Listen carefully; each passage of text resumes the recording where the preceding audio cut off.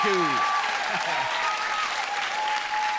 Calm down, wait till the real stars come on. On the show tonight, the man described as the Peter Pan of rock, the everlasting David Bowie.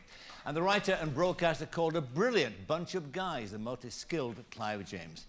Now, my first guest is one half of the nation's favourite couple. He is golden balls, she is posh. Gossip and humour pursues them. Let's try and separate fact from fiction. Ladies and gentlemen, Victoria Beckham.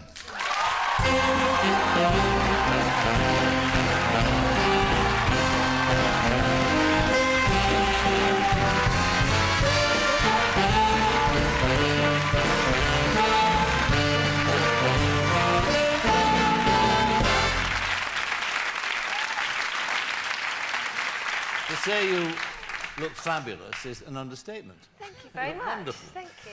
Now, how's Golden Balls, OBE? It was fantastic. It really, really was fantastic. It was such a lovely day. Yeah. You saw the Queen. And we did. Do you ever imagine you'd be inside Buckingham Palace? I didn't, you know, I mean, I really didn't know what to expect. And then when we turned up, and there were so many people there collecting OBEs, and everybody had made such an effort. Everybody dressed so lovely, and everyone was excited. And I can't tell you, I mean, I was really choked. I almost cried myself. But I did have one question. What? Why does the Queen have a handbag when she's at home? I don't know this. Do you know? That was my only question when I came out thinking, she's at home and she's got a handbag. It's a very good question. It really is. We got a picture of you actually on that. There you are. You look fantastic. The two of you, eh? But look at that hat. It's a lovely hat. It's Philip Tracy. Is it? It's Philip Tracy. Did it cost an arm and a leg? I don't think I paid for it. You didn't? I think it was given to you to adorn your head and to adorn the newspaper, I see. Right, now let's talk. I mean, it's amazing to see you so happy, because I thought I'd see you sometime wreck walk down towards me, because you're getting divorced, aren't you? Apparently so. Yeah. Apparently we all read that. You're getting divorced. You hate Spain. You don't like it. You and David have fallen out. You want separate careers. You want him to come back to London. He doesn't want to come back. So it's doomed. Apparently so. I mean, I'm actually, for someone who should be in doom and gloom, I'm very happy. You know, moving to Spain, we've just got a house, you know, so we're getting settled and the kids are there, and it's been great for us. So where do these rumours come from, do you think? To be honest with you, I think that, you know, we've been built up for so long, you know. Everybody's saying that we're the golden couple and that we're very happy, which we are. I mean, I love David and the boys more than anything in the world, and I think that there's a lot of people that maybe don't like that. But it's not everybody, you know. We do have lots of people in the media that have been very, very supportive and haven't written about any of these rumours. So. What they picked up on, of course, is the fact that you appear to be leading separate lives. That David's across in Madrid, and that you're here, and you've got your career, and he's got his career. And so inevitably, there's in that middle ground, there's a lot of speculation building up and a lot of rumour. But it's always been like that, you know, and nobody's ever realised, because when we were living in Manchester, I was still travelling backwards and forwards to London, working. You know, I mean, I'm in Spain a lot of the time. When David's not there, he's on away games, I come home to see my family and fit my work in around when he's not there, you know. But me and the children are flying backwards all the time, so we can be together as a family, you know, and no one was ever reported the fact that I did all the travelling before. I mean, the first year of being with David, you know, I think that we didn't see each other a hell of a lot at all, because we was always flying across the world just to spend a few hours together. Did you want him to go to Madrid? To be honest with you, I wanted him to go wherever he wanted to go. There was lots of people saying that it had been me that had dragged him away from Manchester. I have never got involved with the football. I think I'm a very easy target, very easy person to, you know, to blame if he leaves somewhere. I was happy in Manchester. I had lots of friends there. And Madrid is, I mean, it's the best club in the world for him to play at. And I love him, and I want him to do what's best for his career. And to see him happy is fantastic. I'm proud of him. Because he was unhappy, wasn't he, at Manchester United? I mean, in his book he says that. Yeah. He says, I mean, at one point he was so unhappy that he thought of giving up the game. Did you talk him away from that idea? Yeah, I mean, I think that you always do that in a relationship, you know. He was just very down, and, you know, that's my job and the kids' job to, you know, bring him round. We want to have fun, you know, that's what we're doing. We're living in Spain, and it's such a sociable place to be there with the kids and the lovely weather, and, you know, it's great for us. I mean, but that unhappiness, I mean, you knew the cause of that. I mean, what was the reason why he was unhappy at Manchester United? Was his relationship with Alex Ferguson? I think there's a lot of politics that goes into football, and I don't really get involved because you know, I've made no secret of the fact that I don't understand football particularly. But I just think he was unhappy. I don't know, he wasn't playing some of the time. And I think that was kind of about it. I suppose that when the boss kicks a boot at you, then you know the time is to go, isn't it? Really, doesn't it? I think what was great about David is, had it have been me, I think that I'd have probably said what I thought about the situation, but David is so professional that he kept his mouth quiet, he didn't do his dirty laundry in public, and he just kept his head down and got on with his football and let the football do the talking. And that's what happened. But he has since, hasn't he? You both have. I mean, you've kept the counsel on that period, which must have been a very traumatic period in your life. You know, you were he was unhappy, therefore you'll be unhappy. There was good cause for that, but you kept, and you continue to keep the real reason secret, your real feeling secret. I think so. I mean, I think that, you know, we're quite private people. I think a lot of people don't realise that, but we are. People won't let you be private, will they? I just think there are certain things that at the end of the day, you know, he kept his head down, he played football, and he let the football do the talking. You know, he goes on the pitch and proves himself, and it's great. Well, I mean, it's great that he's enjoying himself so much in Spain, and of course he's becoming an even better player than he was when he left here. I mean, that's the marvellous thing about it, from England's point of view and from his own point of view. But what about the business of living in Spain? I mean, let's look at that, because these rumours, as I said, start. What about the living in a hotel? I mean, that must be a fairly impossible situation. How did you cope with that? It was really difficult. I mean, when footballers move, you know, there'd been so much speculation in the press, and as far as we knew, we were going back to Manchester, and then all of a sudden he got sold, so we were moving to Spain. We didn't have a house, and it takes a long time to find a house. You know, we wanted somewhere that was private, but we didn't want anything that was really, really big. You know, I'm there quite a lot of the time on my own with the kids. It was hard for us to find a house, and living in a hotel, I mean, I'm sure, you know, everybody who's got children can appreciate. We was in a hotel room that was as big as your little stage here, and you've got two boys that want to run around, they want to go and play football, they just want to be kids, basically. There was so many paparazzi outside, we couldn't get out of the hotel, and, you know, we used to put the kids in the back of the car and put coats on top of them, just so we could get them out for half an hour so they could run around, you know, the park and just be children. And it's very frustrating for them when they, you know, they were climbing the walls. And I remember Brooklyn one time, he went to walk out on the balcony, and I said, Brooklyn, don't do that, what are you doing? He was only going out to get some fresh air on the balcony, but there was press down there, and I didn't want them taking pictures of him. And that's why I was travelling so much, because when David was away, because obviously when they have away games, they go away for a few days before. He's been with England, so he's had a few weeks where he's been in England anyway. But it's difficult, because I come home, and I was sitting in McDonald's the other day with Brooklyn and Romeo having tea, and someone came up to me and said, what are you doing here? What do you mean, what am I doing? What are you doing in England? You know, I think the media have almost made me feel like I shouldn't actually be here. What about, you mentioned there the children, because that is a problem, isn't it, of course? I mean, because Brooklyn's at an age now where he'll be noticing things. He'll be noticing this inordinate amount of interest that follows the Beckhams, his mum and dad, wherever they go. How do you protect children from that? How do you actually say to them, look, this is normal in our life, you know, when they can see that it's not normal for other children? I think that all children think that their lives are normal. You know, right now, Brooklyn thinks that everybody's mummy's on the television, everybody's daddy's on the television. He thinks it's pretty regular. I mean, my sister's little girl goes through, like, Hello magazine, and she thinks it's a family album. You know, they just think it's, you know, and all your Heat magazines, you know, they think it's normal. I mean, Brooklyn doesn't see newspapers and magazines, and when photographers take pictures of him, we just say it's because he's so cute. Like Daddy, that's why they're taking pictures of him.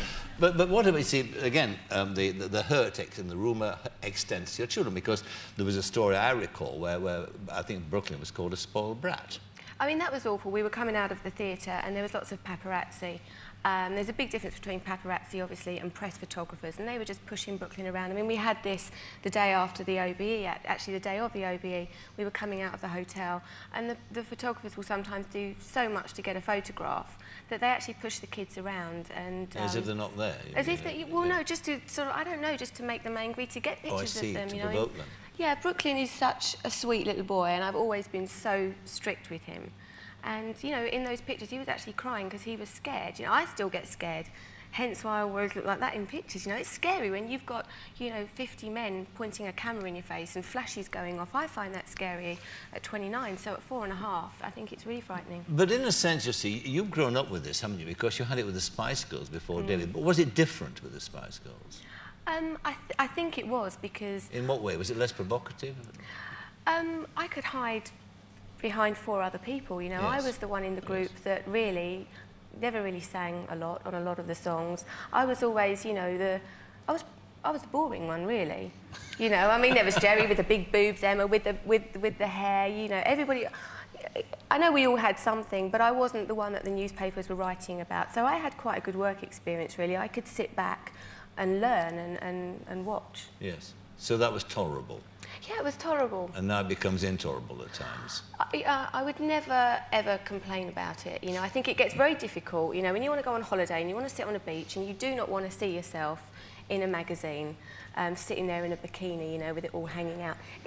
Obviously, there are certain things that are difficult, but I would never complain because, you know, when we was at Buckingham Palace, I'm sitting there and I'm thinking, I am the luckiest girl in the world, and I realise that. I can't bear these people that moan all the time.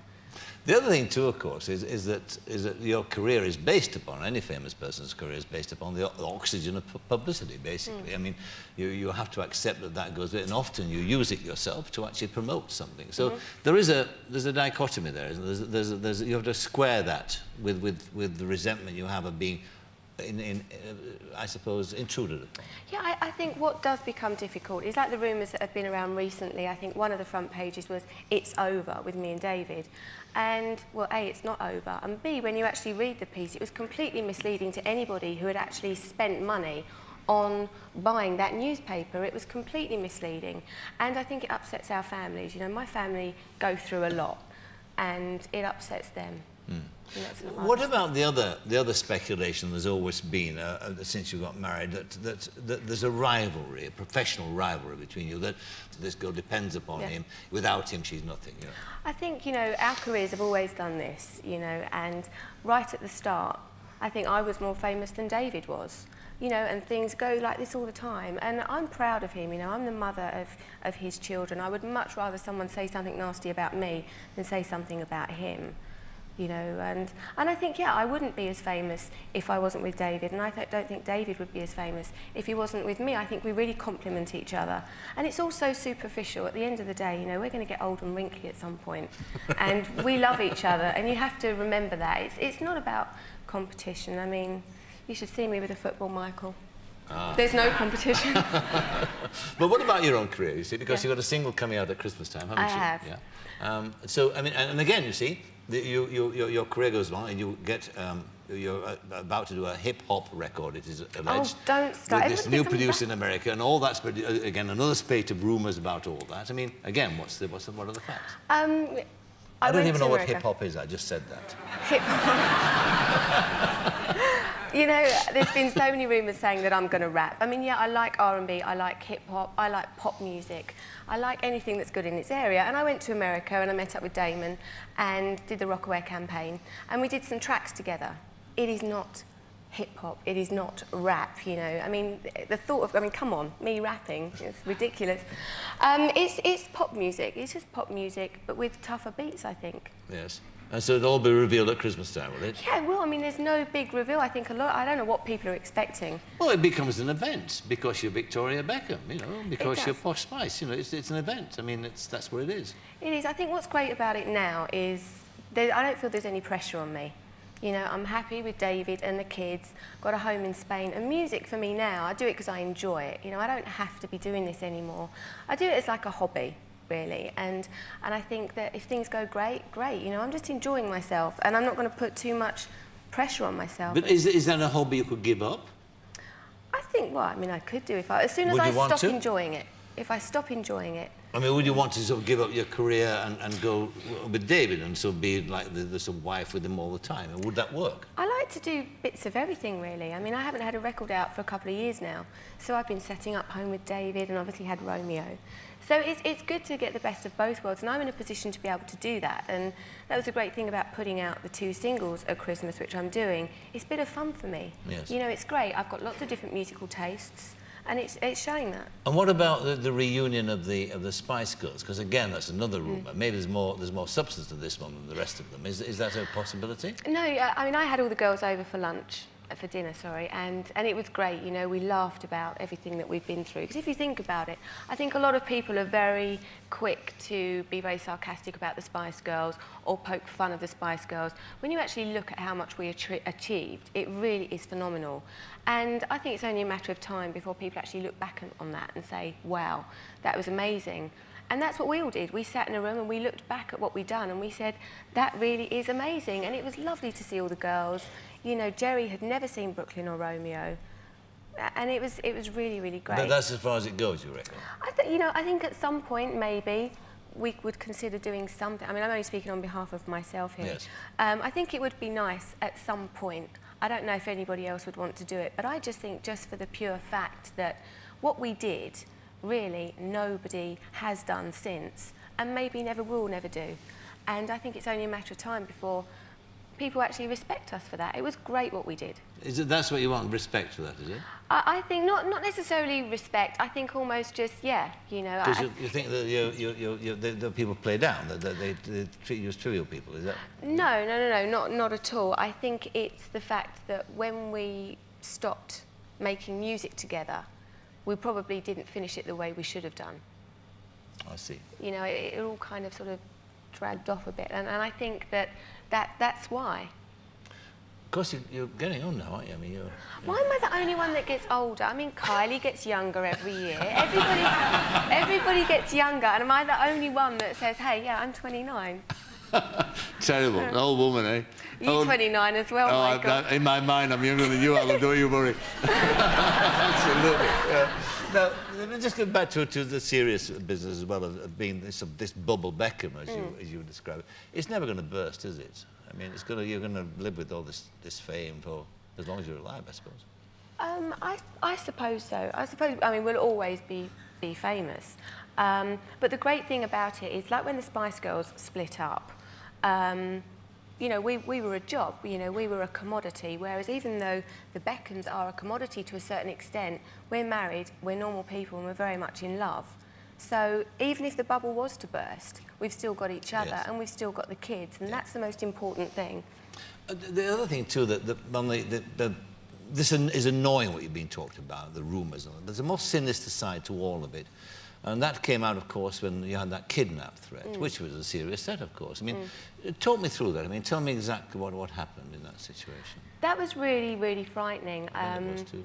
It was actually my manager at the time who phoned me and said, I've had someone from the News of the World ring me up and tell me that you know, there was a plot to kidnap you. And at first I thought it was a joke. I mean, the first thing I said was, what's going to happen with my hair extensions? How am I going to wash my hair? You know, it's all quite... I didn't take it seriously at all, you know, because I suppose it was half shock. David was due to play a game in Manchester United, so I decided to not tell him until after the game. And after the game, I was taken to Alex Ferguson's office with David, where the police basically told us that we had to have 24-hour security, and that this was a very serious threat.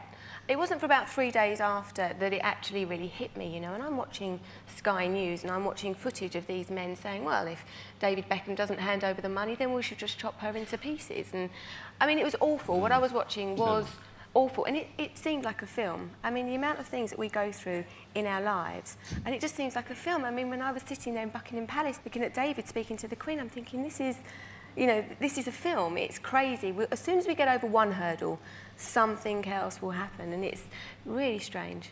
It can't get any worse than that, though, can it, really? In terms of, you've had death threats as well, haven't you, of course? Yeah. It's horrible when you've got children, you know, that's the thing, because you fear for the children. But everything happens for a reason, and now we have a great security team. Brooklyn has a security guard or two that go to school with him. And it's great. You make it work, you know, you make them part of the family. Well, yeah, so. It's a bit like living in a cage, isn't it? You know, I make it so that it isn't. You know, I think the kids have to be kids. They've got to be able to run around. They've got to be able to do normal things. If they want to go to McDonald's, they want to go to the cinema, I will never say to them, you can't do anything.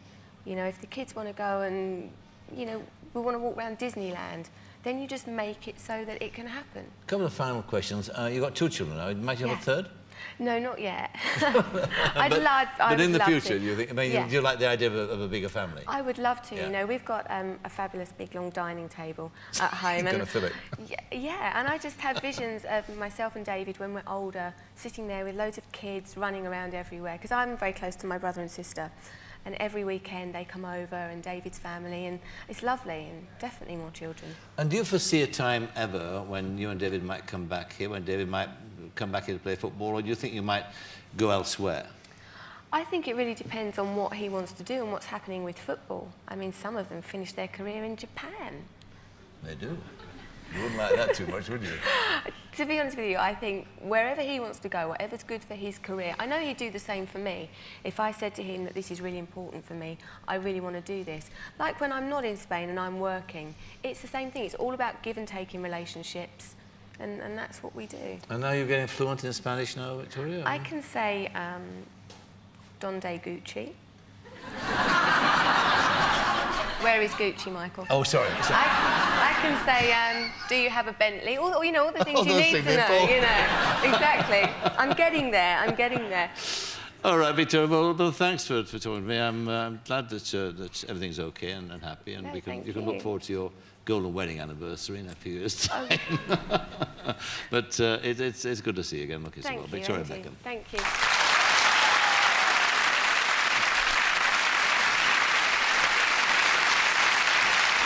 Now, my next guest is the rock legend who just keeps on going, so much so he's been called the Peter Pan of rock. Tonight he's performing the song which sealed his reputation as a groundbreaking artist. Here singing Ziggy Stardust, ladies and gentlemen, David Bowie.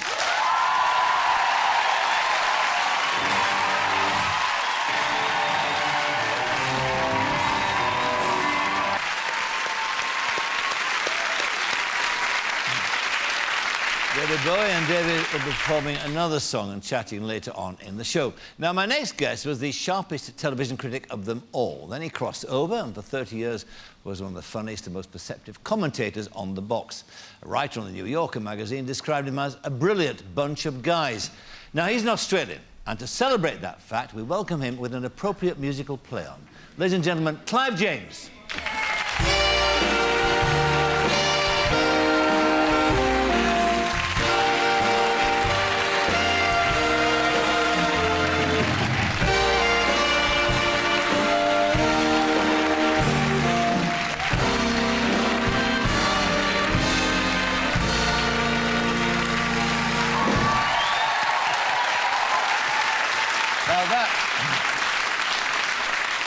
That is our revenge on Australia. Every Australian who comes on the Parkinson show from now on will be greeted with that signature. As long as they're also greeted with her, you know. You're gorgeous, Michael, but this is, you know, and 29, huh? And you and I are only 28. This is true. Now, what about that rugby, though? I mean, as an Australian, are you here to apologise for the rude things that you said about our players? First of all, the right team won. I'm very glad that England won. It was the superior team.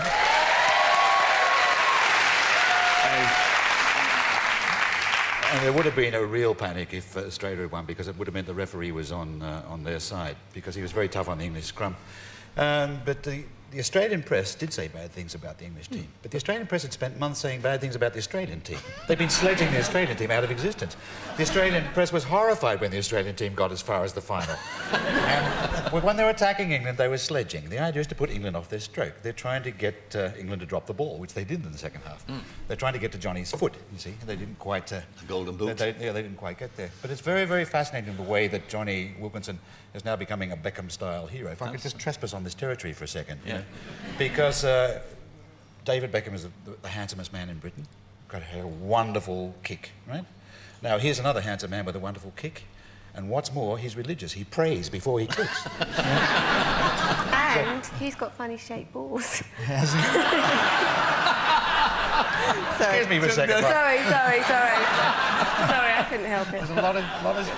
These are oval balls. There's a lot of stuff I don't know. That I feel I'm about to find out. But what's your take on this? I mean, this is obviously John is now going to be lifted into a sort of stratospheric realm, which even he can't imagine, which David Beckham and you, Victoria, know all about. But I mean, what's your take on this modern passion toward celebrity? The pressure of celebrity is enormous. And Johnny Wilkinson is now stepping into it, and everything's going to happen to him that's been happening to David and Victoria. And it's tough. What you heard from Victoria there, it was a fascinating interview, and what you heard is she's much more human and sensitive than you would gather from the press. Well, of course, because the press is not in business to make you human and sensitive, it's in business to make you a story, an icon.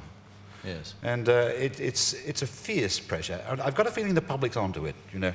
It reached a kind of apex in the US when Arnold Schwarzenegger became governor of California. Because I don't think he became governor of California because he was the Terminator, because he made all those movies. I don't think it was just publicity that made him that.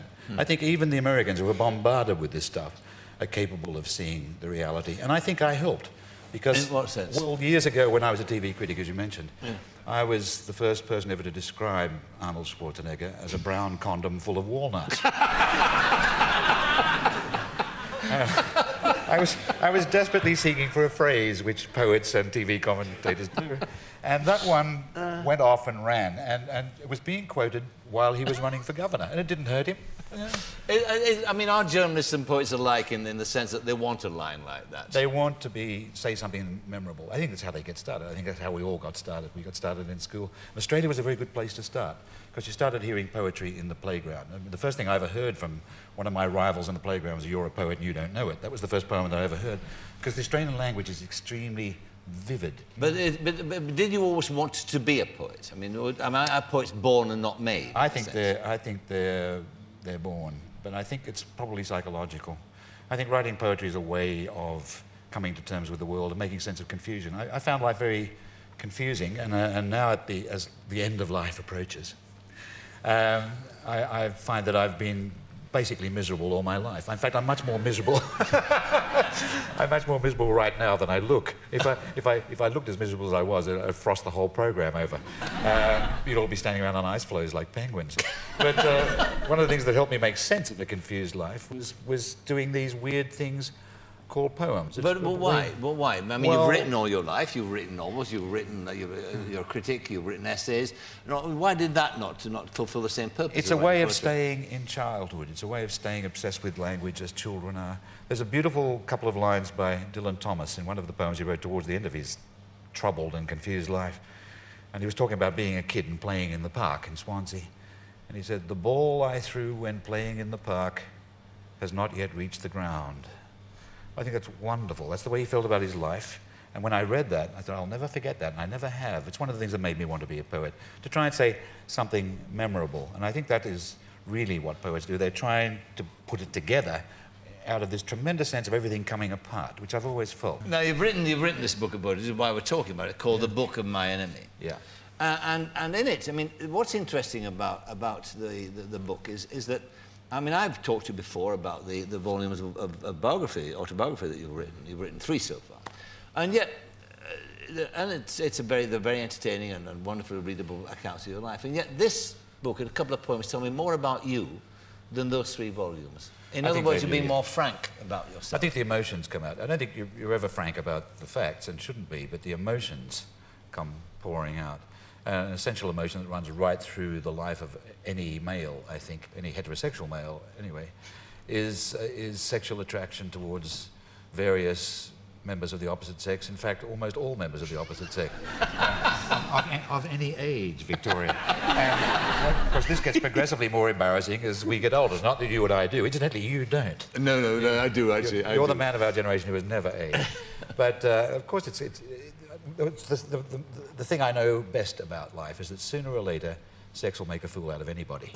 And one of the reasons you can write poems is that that's a way of living the problem on the page instead of on real life, or as well as in real life. Well, when did you first? I mean, there are a couple of wonderful, funny poems in there about your attraction toward the opposite sex. I was aware of the opposite sex from a quite early age, and did you imagine what was required to actually seduce, fulfill your? In fact, I still don't. I've never seduced anyone. I mean, I have occasionally been seduced. I think. I'm fairly sure that's what would happen. Yeah.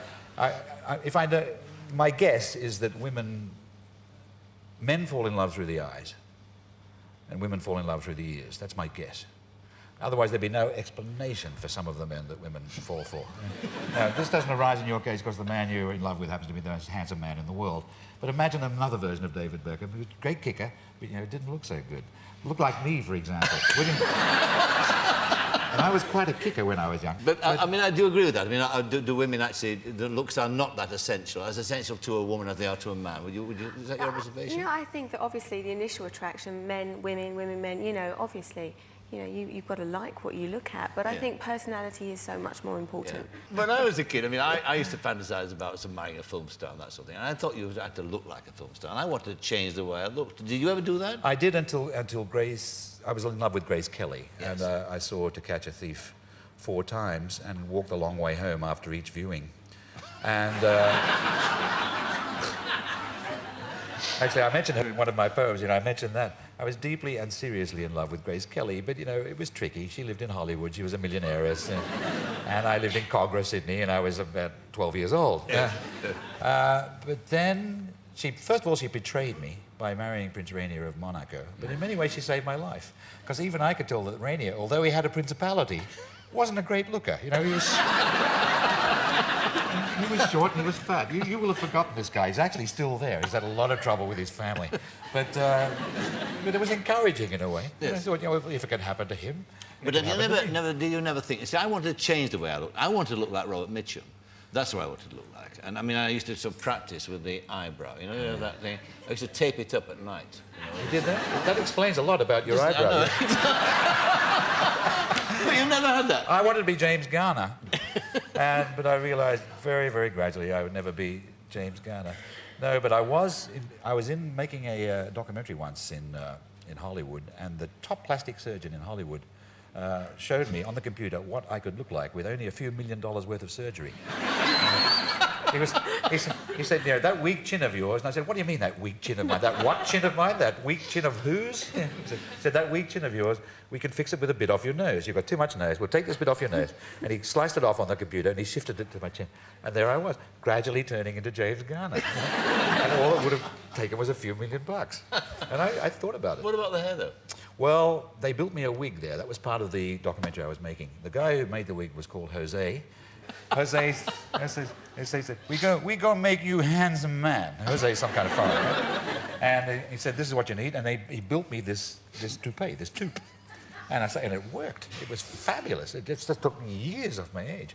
But you need 4 of them. You need the one that's on, there's one in the wash, there's one for the car, and one for the pool, you know? And I imagine there's another one for when things get serious late in the evening. Now, the book has got several examples of your love of women. Just read us a couple of examples. It got me into trouble, actually, back in the 70s. I got very interested in women's Wimbledon. Yes. And probably for the wrong reason. There was Is there a right reason? Well, there was a creature called Gabriella Sabatini. And I was probably tuning in for the wrong reason. Anyway, that maybe was my first mistake, but if I kept that private, no one would have cared. But then I wrote a poem about her. And it was probably a mistake to call it Bring Me the Sweat of Gabriella Sabatini. I couldn't help noticing that when this girl sweated, the sweat looked like honeydew. And I thought, well, what must that taste like? And then I made the huge error of writing a poem about it. And the feminists descended on me like hot rocks. But I'm still glad I read it. Part of the poem goes like this. If I had been Pat Cash at his great moment of triumph, I would have handed back the trophy, saying, take that thing away and don't let me see it again until it spills what makes this lawn burst into flower. Bring me the sweat of Gabriella Sabatini. And the poem goes on like that, getting me into worse and worse trouble. And the sisters actually objected to that, did they? Well, the sisters did, but Gabriella Sabatini, or her girl assistant, sent me a signed photograph, which I still have. Excellent. So she didn't mind being called beautiful. I think she would have minded if she was told she couldn't play. And Anna Kournikova is continually told she's A, beautiful, and B, she can't play. And that must really hurt. Yes. And now there's a new Russian girl, 16 years old, called Slapatova or something. Have you seen this girl? Slapatova is even more beautiful than Anna Kournikova. Very young men are interested in this. For me, I'm definitely too old for Slapatova. That's right. Well, all the best with the book, and it's been good to talk to you again. It's been pleasant. And see, I was reading poetry to Victoria Beckham right then. Were you? Yes, it works at any age. In your mind? Yeah, in my eye. Were you impressed, Victoria? I was very impressed. All right. Clive James, thank you very much indeed. Clive James.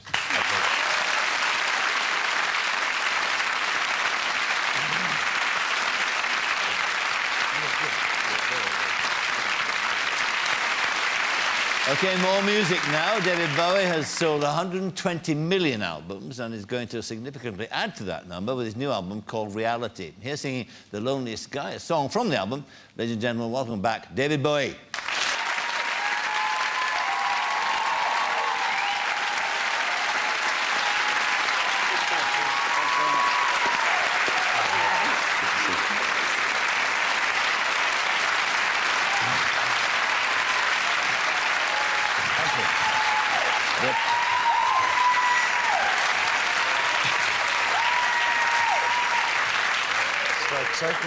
Picking up from something you said, I always wanted to be a 5'2" black musician, Little Richard, but... That's what you wanted to be, was yeah, it? I think surgery wouldn't have helped at all. I met Little Richard. He's not little. He's about 7 feet high. You didn't That's know the other Little Richard. No, that's his big brother. Big Little Richard. Big Little Richard, yeah. But he's got funny eyes. Did you notice that? Yeah. He's got these. He's got my eyes. Has he? Yes, Odd it's eyes. a deal we made. Swapping eyes. Nice book of poetry. That first poem is really funny. That's really good. That's music to my ears. Yeah, the book of my enemy has been reminded. Yes! It's one of those poems. It was a true emotion, yeah. Yeah, It's it's a a very great rock form and of roll revenge, kind of thing, that sentiment and that. Yeah. What, his album? Oh, no, really? Nobody's buying it? God, no. Yes. So really horrible, but very human trait. Did you ever think of... do you ever write poetry yourself? No. No, I'll just stay with the rock lyric. It's what I do best, and the poetry that I have written always looks like it needs a melody with it, and that's what ends up. Well, it's a poem. This time it'll be a poem, and you know, it goes down like a poem. But then I thought, and I end up reading it like that. Yes. But I can't write on tour because I'm touring at the moment. I know that, but it's not anything I can do on tour. I can't imagine that you... How old are you now? You're what? I've got 70 in 3 weeks' time. Something like that. You're not so I'm doing better than both of you, yeah? You're 50. Really good. But Do you know, I thought about that. It's only 13 years for me to be 70. And that's only as long as I've been married to my wife, you know. That's 13 years. So I looked at, well, how long's that going to feel from now till 70? So I went, kind of went backwards through time, 13 years to when I first met my wife. Do you know, it's not long. It's not, is it? No, it's really just round the corner. As you get older, things gallop away from you, like the years gallop away. They certainly do. They do. Friends and everything. But there's one big advantage. There's one big advantage which he's not going to need. You know? There's one big advantage, and you're not going to admit to, and that's the bus pass. I just got mine, you know. Yeah. I can travel free. Buy your own bus, it's easier. Yeah. How very rock and roll. Buy your own bus. But do you ever imagine you'll be touring as long as you've been touring? I mean, and what? I mean, how... No, I mean, you know, I had this poetic, romantic, kind of juvenile idea that I would be dead by 30, you know, because that's all artists think. I'll be dead by 30, you know, I'm going to get TB and die, and loss of blood, Audrey Beardsley and all that. And, but you don't, you know, you get past it, and then suddenly you're 30 and you're 40, and then you're 50 and 57 and all that. And it's a new land, you know. Sure. I'm a pioneer. Me and my kind. That's right. Christopher Isherwood. Me and my kind. Just sort of scraping the edge of what this thing is about being a rock and roller at 57. Right. But my revenge is all these bands that are below us, you know, they've got to do this. So they're kind of saying, yeah, they're like really old, but secretly they're thinking, I better watch how he does it, because I'm going to get this. Because there's no precedent. Travis, you know, sitting there. I bet he dyes his hair. That's never flattered. Well, that's true. I mean, you're the first generation, of course. No precedent. Do you know, it's funny we're talking about toupees. I wonder if I should name him. No, I better not. Go on. Celebrity, no, I can't do that. It's not my thing. My hairdresser used to work for him and was sacked because he didn't glue his toupee down properly for stage one night. And he has a fan in front, like we all do, to keep us cool, you know. And the fan was going, he was doing something very attractive and highly sensitive on the guitar. And his toupee was like a little... this dancing furry animal on the top of his head. And the audience were like in fits. They were falling running into the aisles from the sensitive, you know, very socially serious kind of writer, and he went ape shit after this. I used to have I mean, I've sat opposite and peered at some of the best dupes in the business, as you can imagine, Have for you? my job, yes. And I used to have that irresistible urge to pull one off. I used to have to sit on my hands at times, because I sit there thinking... You have to make sure, though, that they've got one, because sometimes they look as if they've got one. I could see the canvas. These are the days when the tubes are not like that. See, Ronald Reagan did not wear a tube. Ronald Reagan, they used to take him at night while he was asleep and dip him upside down in a bath full of ink. So his hair was black. Somebody once said he was prematurely orange. But I tell you one thing about him for sure, he did not wear a wig. He just looked as if he wore one. I see, yeah. Right. You could make a very bad mistake. Whereas I saw Charlton Heston once in Hollywood. He wasn't really a president, he just looked as if he was. OK. What about I mean, what's the difference now, touring now, and touring as that manifestation you had over there, Ziggy? What's the difference? The big difference, probably, Jordan's breasts are even bigger now than in Ziggy's day, I guess. Well, you know, this God came to me and he said, let there be Ziggy. And I said, what's he going to look like? He said, like Eddie Izzard without the breasts, you know. So it was hard because Eddie wasn't around. Eddie came to the show the other night, and do you know what? We didn't talk about high-heel shoes. We talked about machine guns and different types of artillery. And was he in female mode? I mean, was he? No. He was Eddie mode, I suppose. He was just, you know, a simple nail varnish and a cashmere sweater. And he's thoroughly charming. But his violence crazy, you know. He's like totally into the army thing. And he loves talking about, you know, operations and how you defeat the enemy and with lipstick and a handbag. But what was Ziggy about? I mean, what was that gay Martian? It was, on the premise was, men are from Mars, I'm from Bromley. I'm just a bit different from other men in that way, you know, and I just saw the world in a bit of another kind of fashion. And it was sort of, I don't know, it was about pushing together all the pieces and all the things that fascinated me culturally, everything from kabuki theatre to Jacques Brel, you know, and to Little Richard, to drag acts, and everything about it was sort of a hybrid of everything I liked. Because it seemed to me that rock and roll was such fundamentally an American thing that they believe in. They still do believe it to have an intrinsic American value, you know. And I knew it wasn't English, so we weren't really rock and rollers. We were kind of just playing around with the idea of rock and roll. I thought, well, let's take that to the next stage. How far can you talk about rock and roll, but with using rock and roll? It got quite arty in that way. And what about I mean, it's very, very sort of theatrical as well. And yeah. What's been curious is that you've never actually explored that avenue, the theatre, musical theatre, if you like, because... No, it's... I've been not? approached several times, but it's been the usual thing about cobbling together a lot of my songs and developing a rather dodgy storyline to go along with it. I don't want to do that, you know. I mean, I quite like the idea of writing something musically theatrical for a stage, maybe a travelling stage, like a rock and roll tour in some way, but I don't like musical theatre very much, believe it or not. No. I actually don't get off on it, and I think it's pretty crappy, both on Broadway and in London. I don't think it's got much to give. But when you talk about travelling theatre there, yeah. there's an echo, isn't there with your father? Yes, there was. Because your father... Right. Yeah, I know. I mean, yeah, tell me... I didn't... Well, he was orphaned very young. Yes. He was about 4 years old, in fact, and so he never knew his parents.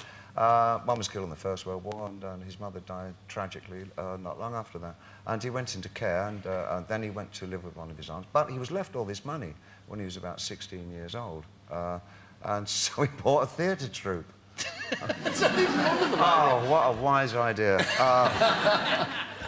And he toured it into the ground. It never made a penny, but the little that he had over, he opened up a nightclub for boxers and wrestlers and gangsters in London, which also folded up very quickly. Then he got an ulcer, duodenal ulcer, and then he had a dream, and the same God that told me about Ziggy said, go into children's homes. So he started working for a charity organisation from that point, and worked there, Dr. Bernardo's, for the rest of his life. He sounds a remarkable man, actually. Not now, he's dead. No. But he was. He was remarkable. And obviously had an influence on you, because, I mean... Yeah. bound to have, because when you Yeah. think of the echoes that there are now. Well, I tell you what, he had all these books from, is it Reader's Book Club or one of those yes, things? yeah. And they all had the same cover, a bit in different colours. And, but they were quite wonderful books, and so, you know, I got my first taste of Hemingway and things like that. Yeah. Because you get one every 2 months or something. They come through the post, you know. Yes. And I'd read them after him. So between him and my half-brother, I kind of, you know, got quite a good... He was a reading Yorkshireman too, of background. course. You missed that most Yeah, important yeah, part. Tadcaster. Yeah, that's the Tadcaster. most... You missed the most important part out there. Yeah. Let's go back to what Victoria was talking about. I mean, you've gone through all this celebrity bit, haven't you? With knobs on. You've I didn't done like all it, that. yeah. You didn't. Yeah. You're talking the past tense. Yeah. You've still got it. Well, no, you see, I mean, I don't know, it's just a personal choice, I guess, but I kind of opted out of it, you know, and I'm not a secretive person, but I live a quite private life, you know, my wife and I, and we just find that we're happiest in a place where we can remain and live our life on a day-to-day basis, very anonymously, and we actually find that in New York. It's just very easy for us, and it's a way of living that we like. Yes.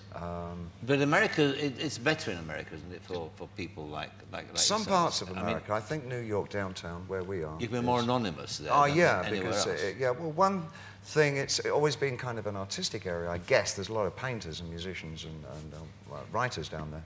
The flavour of it is more kind of a little more cosmopolitan feeling and fairly sophisticated in that way. They don't really, you know, they're not. But having said that, of course, I mean... Funny hair. Make it sign something. You know, you don't get that down there, but you do in LA and you do in Paris, and my God, you get it in London, don't you? I mean, it's a nightmare, you know, this country, really. Why I do you love think? the audiences, and I love your little people, you know, and all that, but I can't stand the intrusion of the press, so I just don't put up with it. Mind you, having said all that about New York, of Yeah. course, I mean, it's a dangerous place because... It's a dangerous place here. But This place is very John dangerous. Lennon got- Really dangerous stuff happens in this country. Yeah, but talking about the celebrities... Well, again. you're emphasising something that happened once, Well, many years of course, ago. of course. But- What happened to George Harrison? I don't know, the Queen, somebody... you know, it's Yeah. not just New York. Yeah. That's rubbish. It's like saying the terrorists will only ever attack New York. You know, I wouldn't bank on that. Yes. Yeah. Mm. But you knew Lennon, didn't you? Yeah, very well. Yeah. You met him through Liz Taylor. I met him through Liz Taylor. Yep. She wanted me to do... There was this...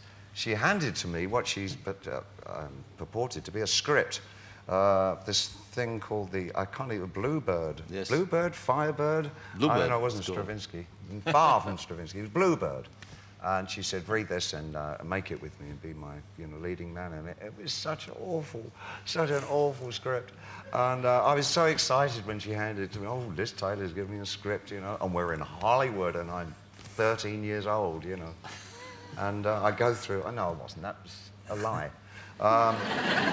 There's something, he was never 13. And I go through this, it was absolutely awful. And, but she did invite me to a wonderful party that she threw, and I met Lennon there, and we went on to a great relationship over the years. Terrific guy, very, very funny guy. Do you have any plans at all? No. I think I've got that. No, my crushing fear is that I would have to study acting and all that. And I'd love to be a film star. I kind of fancy that, you know, because you get the name on the poster and the big picture, and they airbrush all the lines out, and you know, it's fantastic. You're 30 foot tall, but you've got to do all this work to do that. You know? Nah, let me just kind of rock and roll. I mean, that's where my heart is, and I like doing that work. It's accumulated so many methods of working itself out, rock music, and it's taken on board so many other kinds of information from other musical styles. That's what it's about. It's really growing and developing that way. OK, well, you're part of all that. Thank you again for coming and being my guest tonight. It's my absolute pleasure. David Bowie.